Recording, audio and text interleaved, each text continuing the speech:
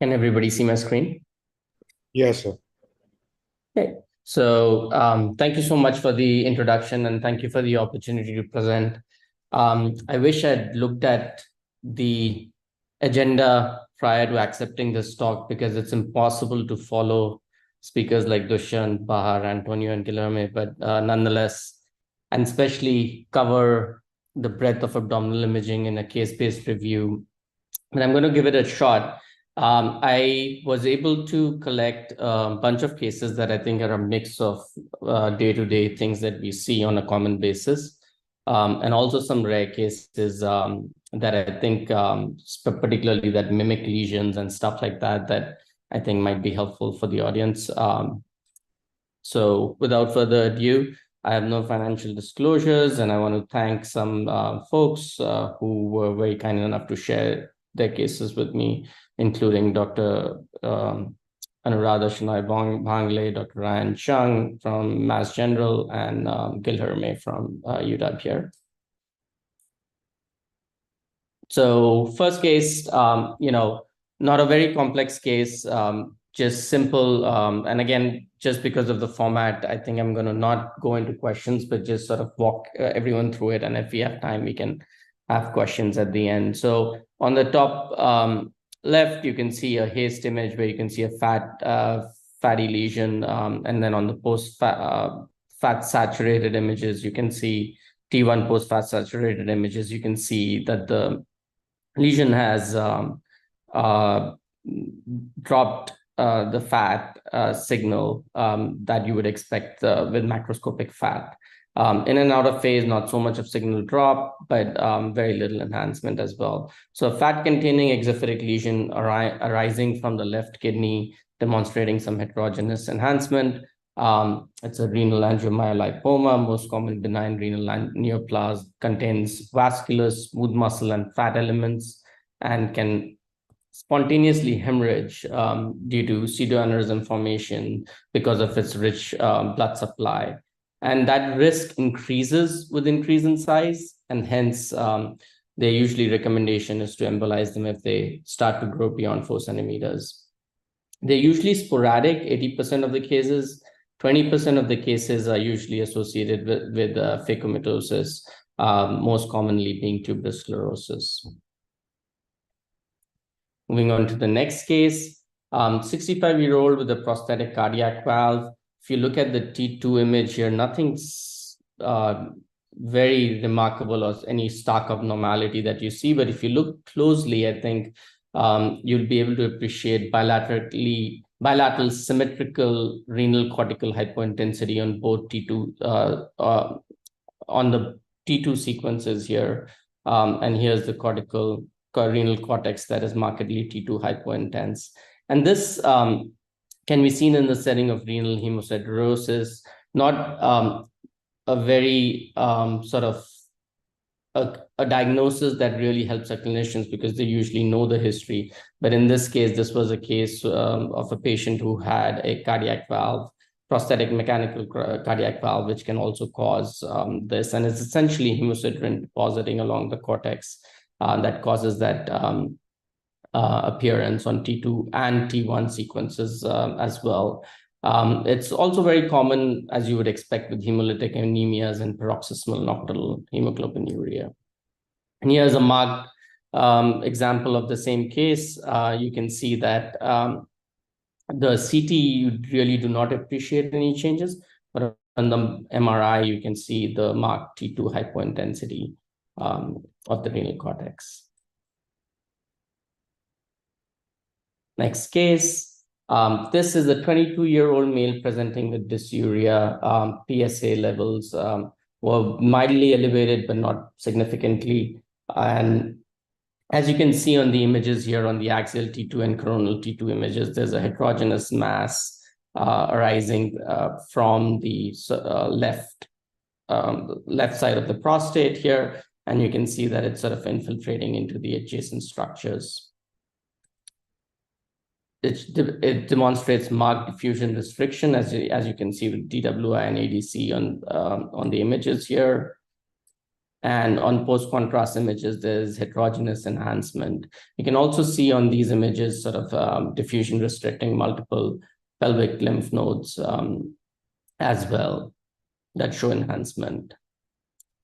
So this was, I'll just pause real quick here, just give you guys a quick second to think about it. Is this a prostate lymphoma in a 22-year-old prostate rhabdomyosarcoma, prostate adenocarcinoma non-mucinous, prostate adenocarcinoma mucinous, or a prostate leiomyosarcoma? So this was prostate. Sorry, I think you're saying something. Okay. So this was actually a prostate rhabdomyosarcoma alveolar type, and it is a malignancy arising from mesenchymal cells. The epidemiology is most common prostate tumor in the first 2 decades of life. It's rare in adults once the mesenchymal cells have evolved, and the embryonal subtype more common, better prognosis, whereas the alveolar subtype is the less common and the worst prognosis. The presentation is usually urinary retention, dysuria, in this patient, the patient did present with dysuria, abdominal and pelvic pain, or prostate enlargement. Imaging features, which we saw in this case, a large infiltrative tumor with central necrosis sometimes, which we didn't really appreciate in this case, but does demonstrate rapid growth. T1 iso-intense, T2 hyperintense, and markedly diffusion restricting lesion with heterogeneous enhancement. A differential diagnosis, some of the options did talk about a prostate lymphoma, but a prostate lymphoma is usually T2 hypointense, usually homogeneous signal and enhancement, and not infiltrative like it was in this case. A prostate adenocarcinoma would usually be seen in older patients, elevated PSA, and there are 2 types, non-mucinous and mucinous. And then obviously a prostate leiomyosarcoma, most common prostate sarcoma in adults. Moving on to the next case. I think this is my personal favorite. This is a 59-year-old man with a history of T1 urothelial carcinoma of the bladder, status post-induction, BCG treatment, presenting for prostate MRI for elevated PSA of 3.27. And as you see on the images here, you can see a T2 hyperintense lesion in the left anterior peripheral zone at the level of the apex that demonstrates marked diffusion restriction and peripheral enhancement. If you were to apply PIRADS, as we heard Antonio talk about in his talk, this would qualify for a PIRADS 5 lesion. For all purposes, would be marked for guided biopsy. But this on biopsy actually turned out to be a focal non-necrotizing granulomatous inflammation consistent with non-specific granulomatous prostatitis. And given the history that we had, that the patient had PT1 urothelial carcinoma of the bladder and had induction BCG treatment, that could be suggested, but for all purposes, clinical purposes, rising PSA, PIRADS 5, that lesion does need to be biopsied. But this is just a lesion that I think, especially in the setting of recent BCG treatment, I think we can keep in mind. The key points being that it's clinically significant prostate cancer and granulomatous prostatitis are indistinguishable on imaging. Both demonstrate marked diffusion restriction, most often in the peripheral zone. And in the event of a PIRADS 5 lesion with negative biopsy for malignancy, you can then actually suggest this being a granulomatous prostatitis if it's a non-diagnostic biopsy or a negative biopsy to prevent unnecessary additional biopsies. Scenarios in which it may be helpful to offer differential, particularly like in this case, we saw a T2 hyperintense lesion. Usually for PIRADS 5 lesions, you should have T2 hypointensity that is characteristic of prostate cancer. So when you see a T2 hyperintense lesion that's markedly diffusion restricting, then you can suggest it. But then again, for all purposes of reporting it, it still qualifies as a PIRADS 5 lesion. And then post-contrast rim enhancement, again, if you look at this lesion sort of focal early enhancement, instead of the focal early enhancement, you have the rim enhancement of the lesion.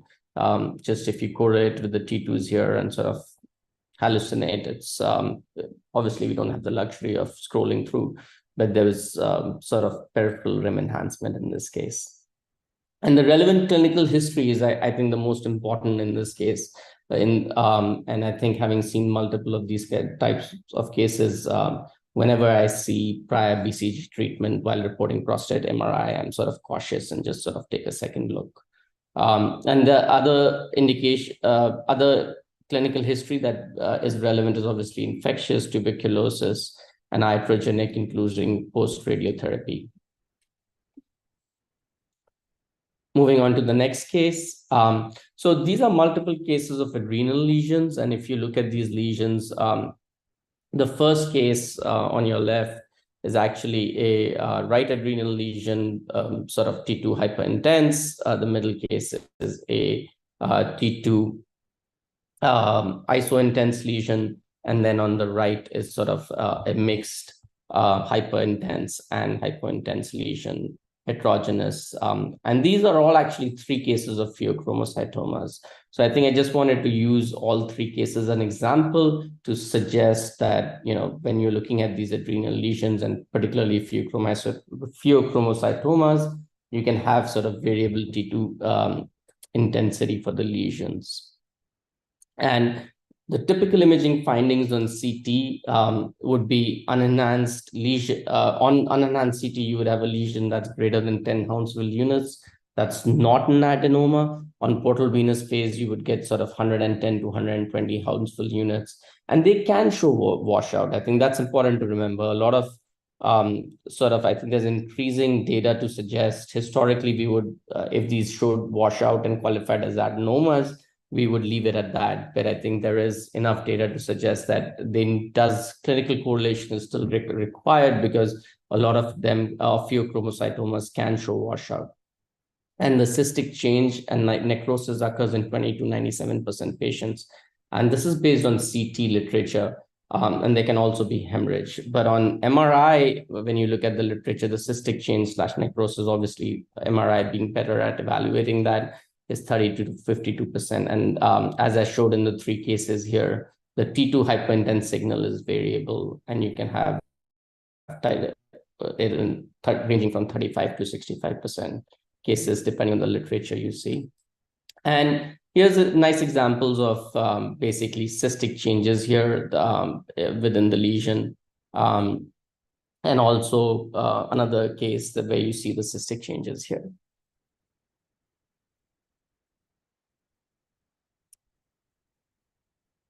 This is another example where you see the cystic change in the central of the lesion. It's a right adrenal lesion, as you can see, and sort of T2 heterogeneous lesion, focal areas of necrosis in the center. And then another case of a 40-year-old female with incidental findings of a left and a right adrenal lesion. As you can see, the left adrenal lesion has marked central necrosis on post-contrast images. That way you can appreciate it. Both, in this case, both are markedly T2 hyperintense lesions. So pheochromocytomas, they're tumors arising from chromaffin cells of the adrenal medulla. The extraadrenal pheochromocytomas are known as paragangliomas. The presentation is usually episodic or paroxysmal symptoms. The crisis, if you may, when you have pheochromocytomas, is usually presents with headaches, hypertension, palpitations, sweating, tremor, arrhythmia, and pain. The classic triad, which is 90% specific, but an uncommon presentation, is headache, palpitations, and sweating. The atypical features being labile hypertension, myocardial infarction, and stroke. And like I mentioned earlier, it's important to be cautious when reporting adenomas, adrenal adenomas, as there's increasingly more literature saying reported that you do need to clinically rule out some of these to be pheochromocytomas with 24-hour urine fractionated metanephrine levels. The demographics: females more common than males, middle-aged adults, sporadic, usually sporadic in the middle-aged adults. and hereditary in some young adults. And they're obviously, as everybody knows, they're associated with several phacomatoses, Vanapil and Dow being the most common in this group. On imaging, I think we went over most of those in a number of cases, but you cannot reliably distinguish from other adrenal lesions, and you need that lab and histology. As I stressed earlier, all have metastatic potential based on presence of the chromaffin cells and tissues that don't normally have them and cannot reliably distinguish on path. So on CTMR, we went over the features that on portal venous phase, you can have even greater than 120 Hounsfield units and may have washout with heterogeneous enhancement. Nuclear medicine MIBG scans are very specific, but more so the dotatate scans, and they bind to the SSTR, which is found in neuroendocrine tumors. I'll skip this slide for sake of time. So moving on to the next case. This is, again, one of the run-of-the-mill cases, right adrenal lesion, again, just sort of going over a lot of adrenal cases here, a fatty lesion in the right adrenal gland that you can see on both axial and on coronal images. And on the axial in-phase and axial out-of-phase MRI, you can see there's not significant signal drop. And this is sort of representing macroscopic fat in this case. And as you can see on the fat side, you can, because of it being macroscopic fat, you can see the signal drop. And on post-contrast images, you do not really see a lot of enhancement there.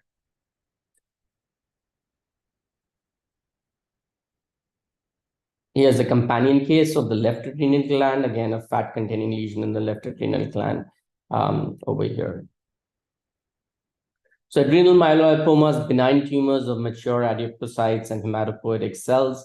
They contain variable amounts of fat and soft tissues on imaging, occasionally contain calcifications, and they can be T1 hyperintense, and they suppress fat on the fat side image sequences with soft tissue components that enhance and loss of signal at the fat-water interfaces on the in and out of phase imaging.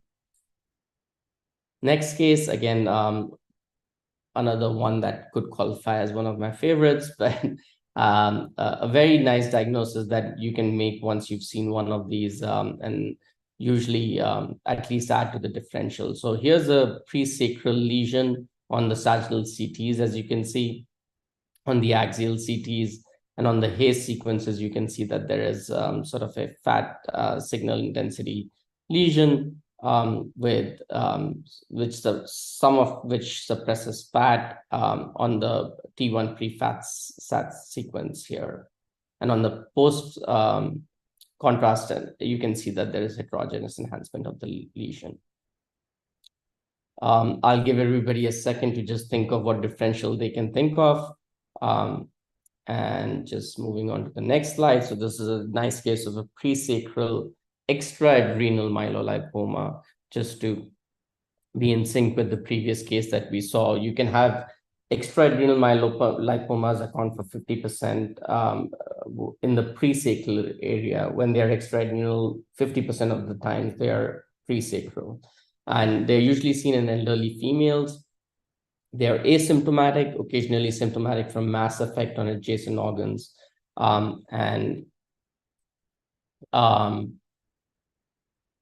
Imaging features like we went over in this case. Just to stress that if there is a question of a differential diagnosis, a lot of times sulfur colloid scan can help differentiate from other differentials just because of the presence of reticuloendothelial elements. The lesion will demonstrate sulfur colloid uptake. And differential diagnosis in this case is a lipoma, a liposarcoma, a teratoma, and lipomatosis, as you would expect, all fat-containing lesions in the differential diagnosis. Moving on to the next case. So this is a 40-year-old male who had a prior left nephrectomy, as you can see.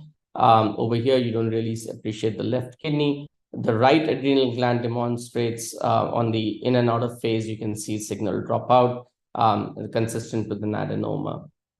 But then moving on 2 years later, in 2012, you can see that between 2010 and 2012, this patient has now developed a area of sort of hypo-intense signal on the in-phase and a hyper-intense signal on the out-of-phase sequence, that on post-contrast images, you can see there's some heterogeneous arterial enhancement so that kind of persists on the post-portal venous and delayed phases.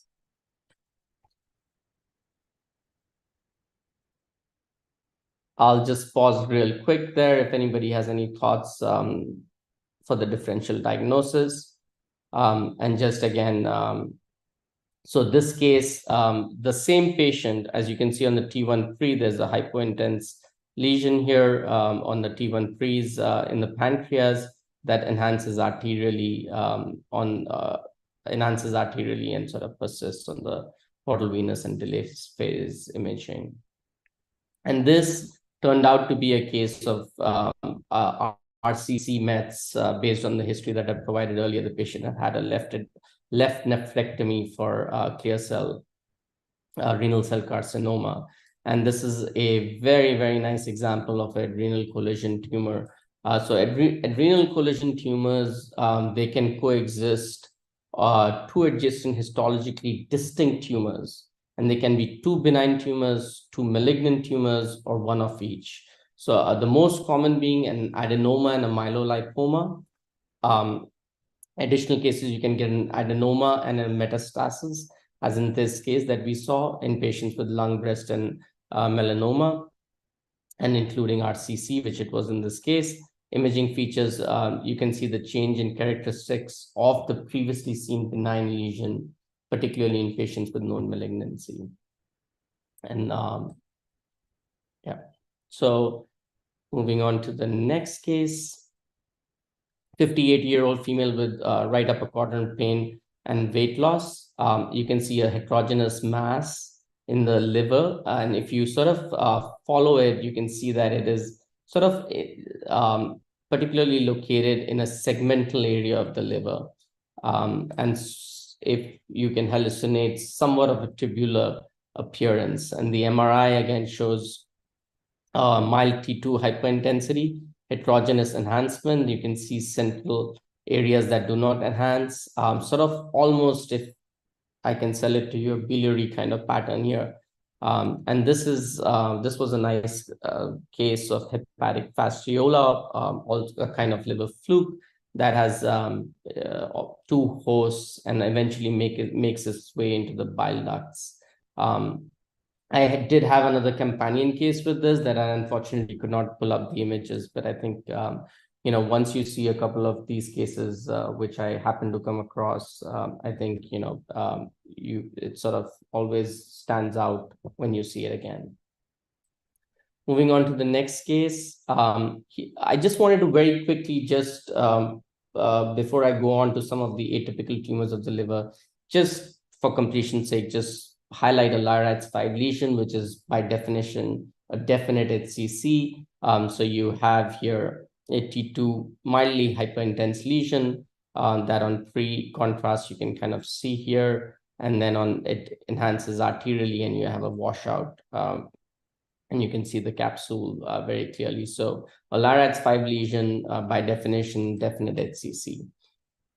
Moving on to the next case, and this just keeping that in perspective, Guilherme was kind enough to share this very nice case with me.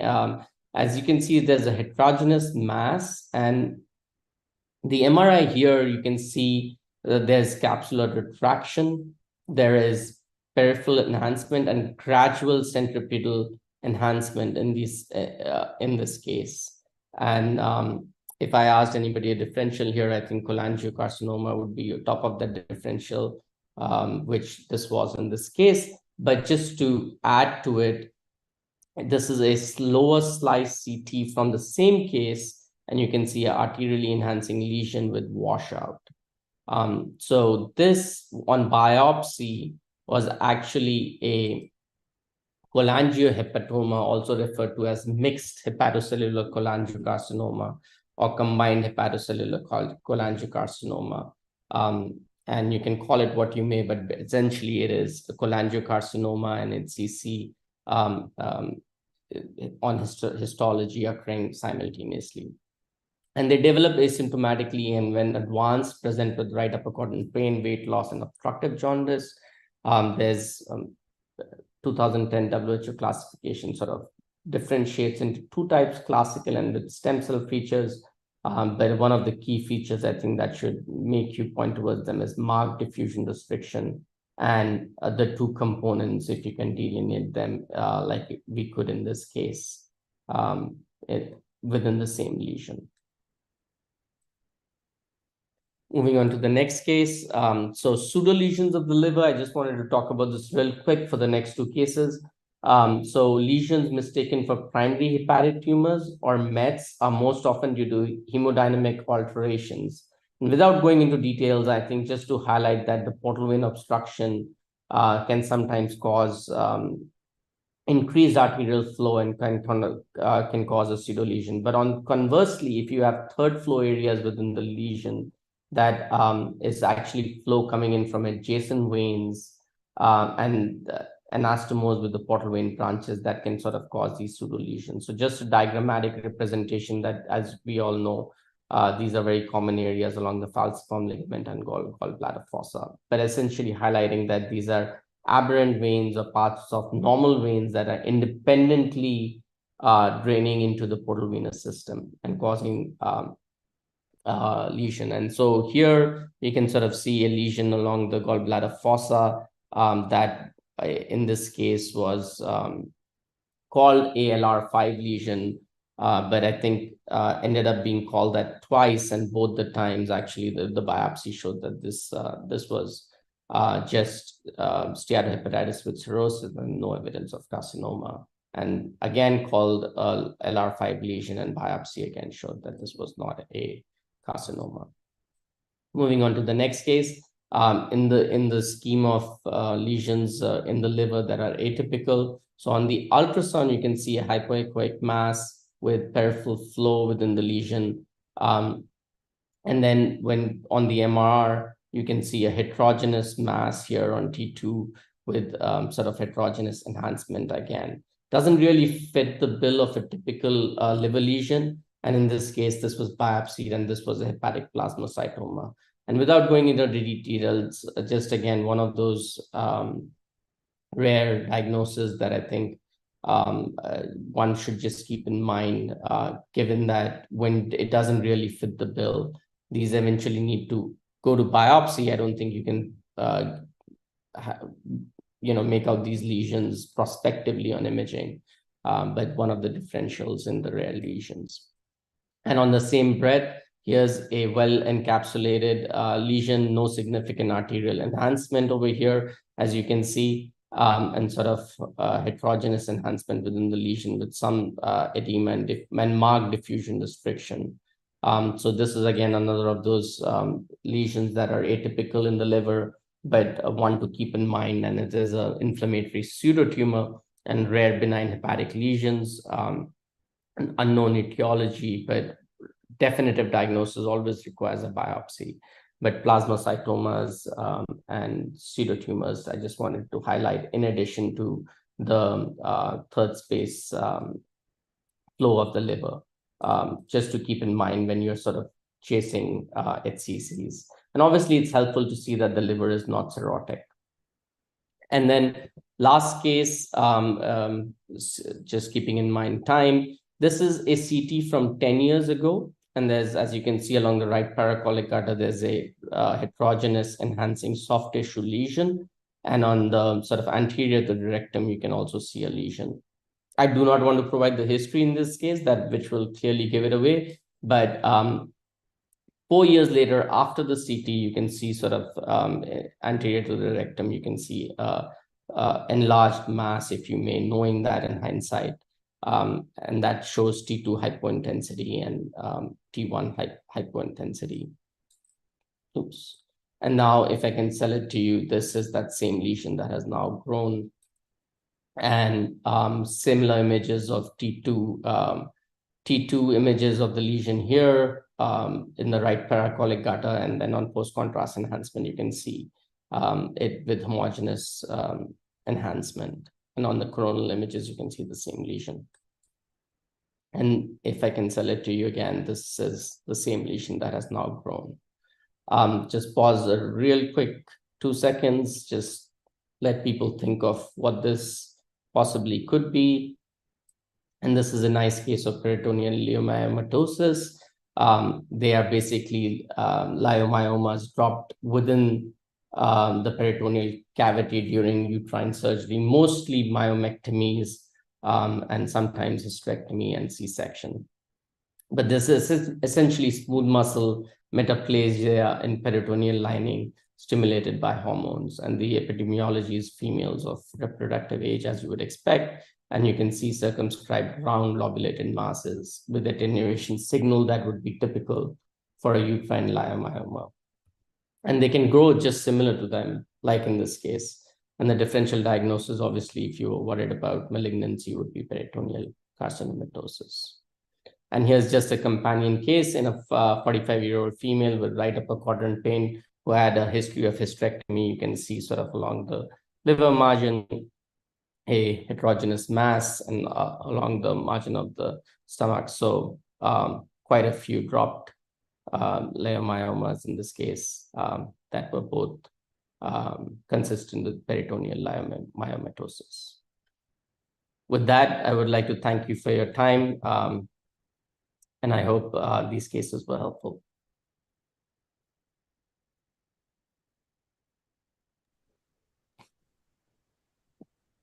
Thank you so much, sir. I think they were wonderful cases.